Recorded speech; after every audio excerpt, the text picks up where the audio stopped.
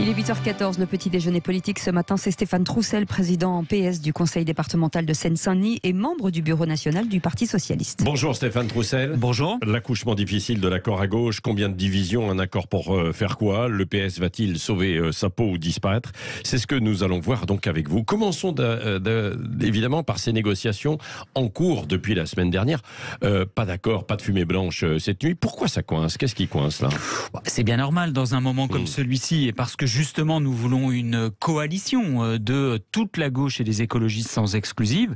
Eh bien, il y a à la fois des questions programmatiques, mais aussi des questions d'incarnation dans chacun de nos territoires. Et donc oui, il faut un peu de temps, ça avance. Très concrètement, ça veut dire quoi? Alors, il y a des points d'accord sur le programme où vous êtes en désaccord, et puis ensuite, localement, il faut savoir combien de circonscriptions. D'abord parce qu'il faut, encore une fois, si nous voulons qu'il y ait de la dynamique et une dynamique victorieuse, eh bien, il faut que chacune des composantes de cette coalition de gauche et écologiste se sente engagée, se sente représentée, se sente respectée, et donc à la fois sur des questions qui sont des marqueurs pour chacune de nos formations politiques, sur le fond, bien sûr, je pense à la question européenne, je pense à la question de la crédibilité économique, du volontarisme social, et puis aussi dans chacun de nos territoires, eh bien, qu'il y ait...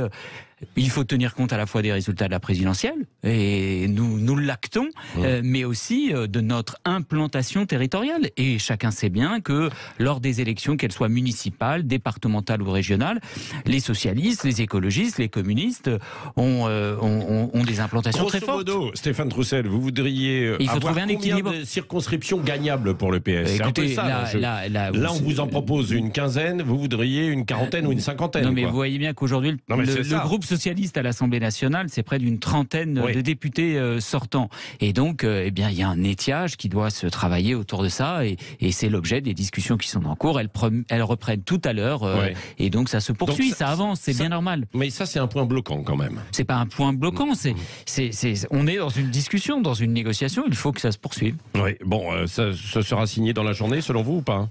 Il faut continuer d'avancer, on n'est pas à 1 ou 2 journées près. Oui. Et c'est une question de vie ou de mort pour le PS? Chacun voit bien que nous sommes dans un moment un peu particulier. Ça fait plusieurs élections présidentielles. C'est la 3e en 20 ans que le Parti socialiste, qui a été un des partis politiques qui a structuré la vie politique de notre pays depuis 50 ans, est éliminé du 2e tour de l'élection présidentielle. Il y a en 2017, nous ayons un peu plus de 6%, et maintenant moins de 2%. Donc, la question de la forme organisationnelle du Parti socialiste tel que nous l'avons connu est posée, bien évidemment, il faut être lucide. On ne se soumet pas à un parti qui fustige les policiers, soutient les casseurs, pactise avec des mouvements islamistes, refuse les décisions de justice et conteste et menace les magistrats, refuse le nucléaire, a une vision différente sur l'Europe et l'OTAN, veut confisquer les biens des plus riches jusqu'à 90%. Ça, c'est un socialiste qui a quitté en fait le PS parce qu'il y a cette négociation avec la France insoumise. Qu'est-ce que vous lui répondez?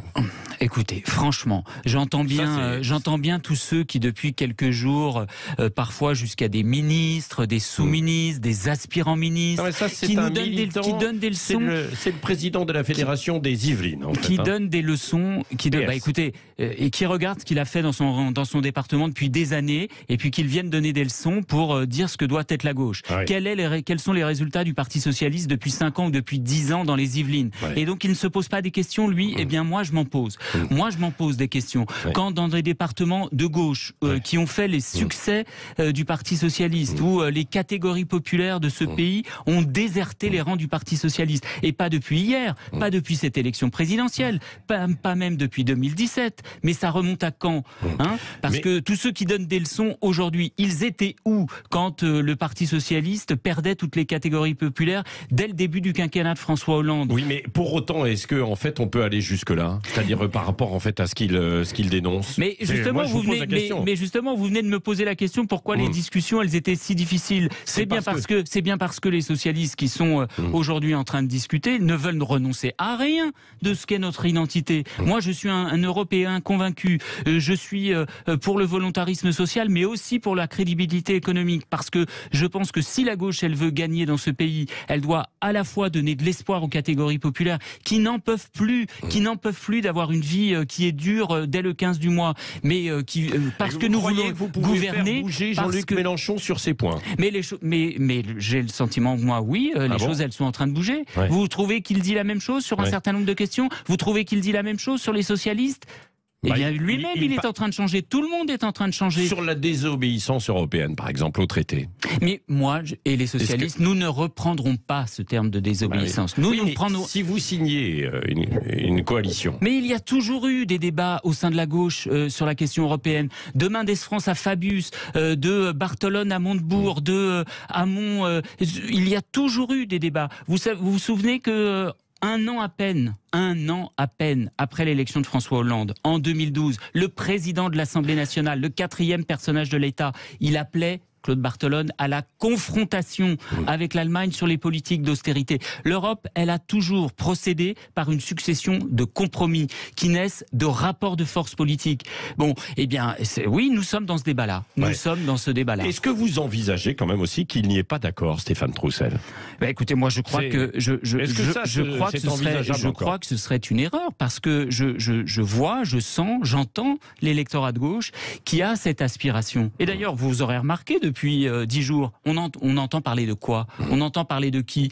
Ça fait des semaines, ça fait des mois, ça fait des années que, à longueur d'éditos, à longueur de plateaux, on nous explique que la gauche, elle est morte dans ce pays. Mais depuis 10 jours, on ne parle que de qui dans ce pays? C'est vrai que le résultat à la présidentielle, vous représentez moins de 30%, donc vous n'existez pas beaucoup. Plus de 30%, vous voulez dire. Plus de 30%. Plus de 30% désormais. Le bloc de gauche, c'est environ 30%. Oui, c'est ça. C'est désormais... eh bien, écoutez, il y a quelques semaines ou quelques mois, on nous disait que la gauche, elle avait disparu dans ce pays. Et maintenant, on débat de savoir s'il va y avoir une majorité de gauche à l'Assemblée nationale en juin prochain. Eh bien, c'est déjà une première victoire. Bon, et qu'est-ce que vous répondez? Parce que là, tout à l'heure, vous avez dit, concernant par exemple le président de la Fédération des Yvelines, que il n'avait rien fait et que beaucoup d'autres aussi n'ont rien fait. Carole Delga, qui est une élue qui préside la région Occitanie, elle fait des choses puisqu'elle a été réélue encore. Elle dit il ne faut pas piétiner la liberté, la laïcité, liberté d'expression, et il ne faut pas pactiser avec Jean-Luc Mélenchon. Il ne faut pas piétiner la liberté, l'égalité, la fraternité. Ce sont les 3 valeurs de la République. J'y suis attaché comme à la prunelle de mes yeux et j'entends bien continuer de les défendre avec Carole Delga d'ailleurs, dont je partage bien les convictions et dont je sais l'engagement, l'implantation territoriale et elle compte dans la famille socialiste bien évidemment. Mais il ne risque pas là d'y avoir une scission? C'est-à-dire que vous allez finalement, pour certains, faire une coalition avec la France Insoumise, et puis pour d'autres du PS qui vont partir encore comme s'il n'y avait pas eu déjà une grande fuite après l'appel d'Emmanuel Macron en 2016-2017. S'il s'agit de la clarification entre de savoir si notre camp c'est la gauche ou autre chose, oui, cette clarification elle a lieu, le débat il a lieu sur cette orientation finalement stratégique. Moi je crois que je suis un jeune, vieux militant socialiste, si on peut dire. Vous êtes dans la transition. J'ai adhéré il y a bientôt 30 ans au lendemain d'une déroute électorale.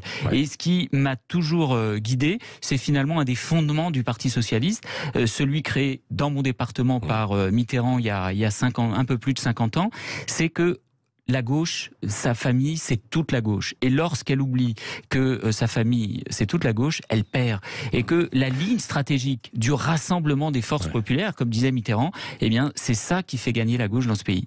Et d'ailleurs, c'est vrai pour les socialistes que de se le rappeler en permanence. Mais c'est vrai pour les autres composantes de la gauche, et y compris pour les insoumis. Vous aurez remarqué que désormais, depuis quelques jours, depuis quelques semaines, ils parlent à nouveau du terme de gauche. Il n'y a pas si longtemps que ça, Mélenchon lui-même ne voulait plus, ne reconnaissait plus ce clivage-là. Il parlait du clivage populiste et les autres. Eh bien, désormais, ce que je remarque, c'est que eux aussi, ils parlent du rassemblement de la gauche. Eh bien, tant mieux. Il y a 5 ans, un peu plus de 5 ans, vous déteniez encore l'Assemblée nationale, le CA, le Sénat, la plupart en fait des régions, beaucoup de municipalités. Vous étiez en fait au pouvoir. Vous avez raison. Est-ce que l'homme qui mène depuis 5-6 ans maintenant le PS, Olivier Faure, peut continuer de mener des négociations, sachant que vous en êtes là aujourd'hui? Alors, vous n'auriez pas dû dater cela depuis 2017. Hein, oui, parce que avant 2016. Non, c'est pas avant.